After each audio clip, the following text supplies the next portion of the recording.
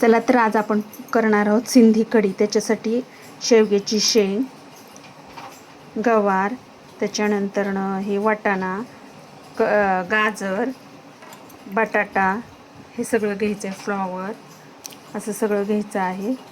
त्याच्यानंतर आपण tomato puree घ्यायची आहे. ही चिंच आहे, ही चिंच भिजवून ठेवली आहे, त्याचं पूर्ण हे करून ते पण टाकायचं आपल्याला. त्याच्यानंतर ही भेंडी आणि हे जे आहे वांग हे आपल्याला तळून घ्यायचं आहे. आणि ही मिरची अशी कापून घ्यायची, ती लागणार आहे नंतरनं फोडणीला.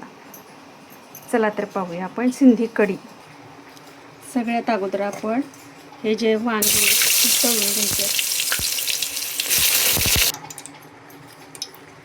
त्याच्यानंतर भेंडी तळून घ्यायची,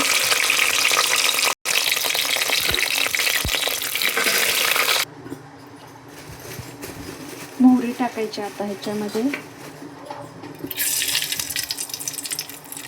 जिरे टाकायचे,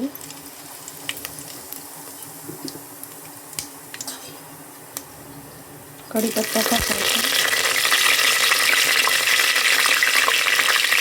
अद्रक, आणि मला लसूण आवडते. हिंदीमध्ये लसूण टाकत नाही, पण मला लसूण आवडतं म्हणून लसूण आणि अद्रक त्याची टेस्ट. परत ही मिरची,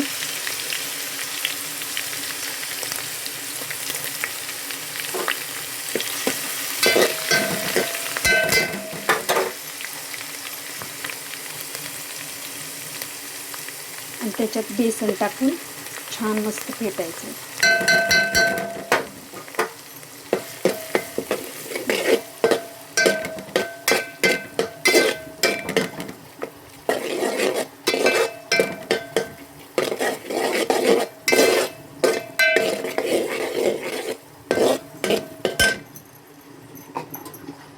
त्याच्यानंतर मग चांगलं मस्त असं छान झाल्यावर बघा कसं मस्त थोडासा छान कलर परत झाल्यावर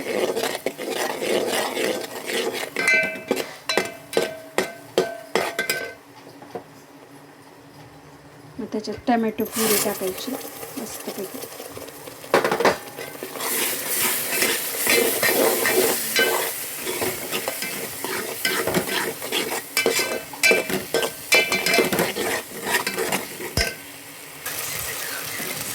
आणि मग त्याच्यात पाणी ओतायचं.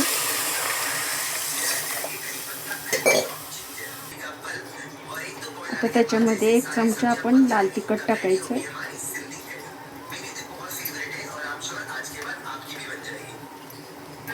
लाल तिखट, हळद, थोडं हळद आणि मीठ. मीठ आपल्या अंदाजाप्रमाणे टाकायचं. आणि आता त्याच्यामध्ये आपण जे हे केलेलं आहे सगळं टाकायचं आहे. ह्याच्यामध्ये बटाटे हे सगळं असं आहे, वाटाणा, गवार, आणि आपण जे तळलेले आहेत वांगी आणि ही भेंडी तळलेली ही टाकायची. आणि त्याच्यात नंतरनं पुन्हा हे ह्याचा चिंचेचा कोळ, चिंच भिजवून त्याचं हे केलेलं आहे, ग्राइंड करून त्याचं पाणी काढून टाकलेलं आहे त्याच्यात. अशा प्रकारे हे आहे.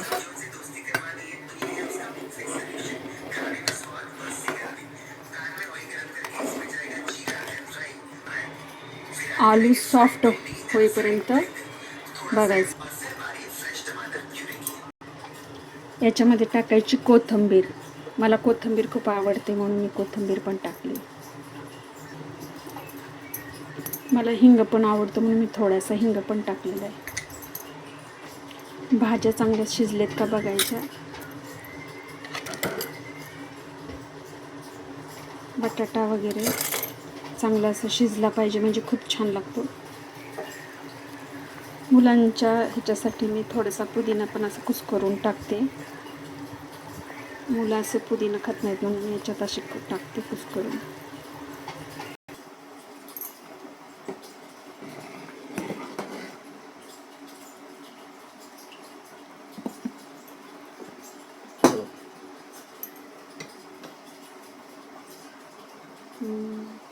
भात आणि सिंधी कढी.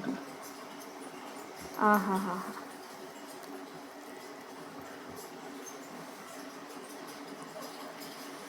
वाह.